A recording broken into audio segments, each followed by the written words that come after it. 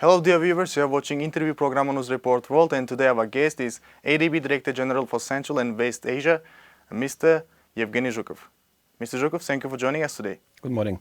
So your visit to Uzbekistan comes at a significant time as we mark the 30 years of cooperation with ADB. Can you share the key highlights of your visit to Uzbekistan and what kind of priorities you will be discussing during the meetings here? During my current visit to Uzbekistan, I had the chance to meet with the senior government officials in the Ministry of Economy and Finance, and also with the Ministry of Investment and Trade and Uzbekistan Fund for Reconstruction and Development. I also had the chance to witness a signing of agreement exchange on a mortgage refinancing company of Uzbekistan, which is our long-term client. So during this visit, we are discussing various areas of expansion of our collaboration between Asian Development Bank and Uzbekistan. As you mentioned, this is a special year for ADB in Uzbekistan. We're celebrating 30th anniversary of Uzbekistan's membership in ADB, but it's also a preparatory year for ADB's annual general meeting in 2026, which will be held in Samarkand. As we are now discussing that this year marks the 30 years of cooperation between Uzbekistan and ADB, can you share some key achievements of this partnership? Well, Uzbekistan joined ADB in 1995, and since then we provided assistance to the tune of $14.5 billion to the country in various sectors.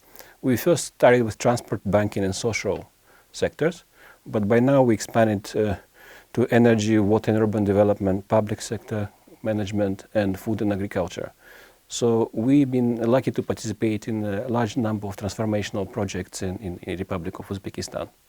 So what are the planned activities for this year? For this year, we have quite a robust operational program amounting to about $1.5 billion. This is just in the public sector. In addition, we have a number of transactions we're planning directly to the private sector. In the public sector, I'll mention a few programs. We recently approved the projects of climate-smart water supply for agriculture projects for $125 million. This will help to reform and to upgrade the infrastructure in rural areas in agriculture sector. We also have in pipeline a large project for STEM education. And in addition to that, we are working on a large road project, so-called corridor, Karek Corridor number 2, which will be connecting Uzbekistan to the rest of the world. Furthermore, we have a number of what we call partial credit risk guarantee, which will enable private sector participation in energy sector. So thank you for this great insight, and my next question will be about regional cooperation and economic integration. So regional cooperation and economic integration play a vital role in countries' development. So how do you see that Uzbekistan benefiting from the deeper regional ties, and what kind of steps can be taken to strengthen the economic integration within Central Asia? For landlocked countries like Uzbekistan and other countries in Central Asia, we feel that regional cooperation is of utmost importance, because without regional cooperation you won't be able to supply your goods to the world, or you won't be able to bring goods from the rest of the world to the country. There is a great scope for collaboration in regional integration among countries in Central Asia. In ADB we have what we call Central Asia Regional Economic Cooperation Program, CAREC for short. This program was established in early 2000s, basically to connect the countries better together. And since that time, we invested together with other development partners and the countries in the region over $50 billion in various infrastructure projects and other activities to help the countries to get closer together. Specifically, Uzbekistan benefited from about $13 billion in the regional cooperation program. Actually, tomorrow I'm flying to Baku, Azerbaijan, where one of the main activities will be signing of the memorandum of understanding between Uzbekistan, Kazakhstan, and Azerbaijan on the proposed green energy corridor, or submarine cable from Uzbekistan to Kazakhstan under the Caspian Sea to Azerbaijan to interconnect the energy grids. So how this signing will be important for Uzbekistan? It's MOU for the feasibility project, so for feasibility of this project. So we will see whether it makes economic sense to have this network under the Caspian Sea to ensure a more efficient energy trade between the two sub-regions.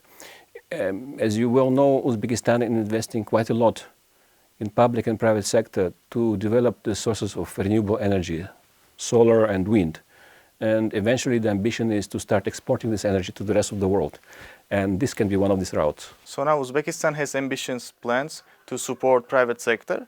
How ADB can help Uzbekistan to improve in this regard? There are various ways that ADB is working on this with the Republic of Uzbekistan. First, I'll mention at the policy level, we provided support to help Uzbekistan develop new law on capital markets. We also help Uzbekistan, we contributed to Uzbekistan's new strategy for small and medium enterprises development. So that's at the policy level. But in ADB, we also have what we call non-sovereign or private sector window, where we provide equity investments, loans or guarantees without government support. So Uzbekistan is quickly becoming one of the largest recipients of this non-sovereign support from Asian Development Bank. In the last 4 years, we committed about $3.5 billion US in the private sector, a lot of it actually in the energy sector, renewable energy development.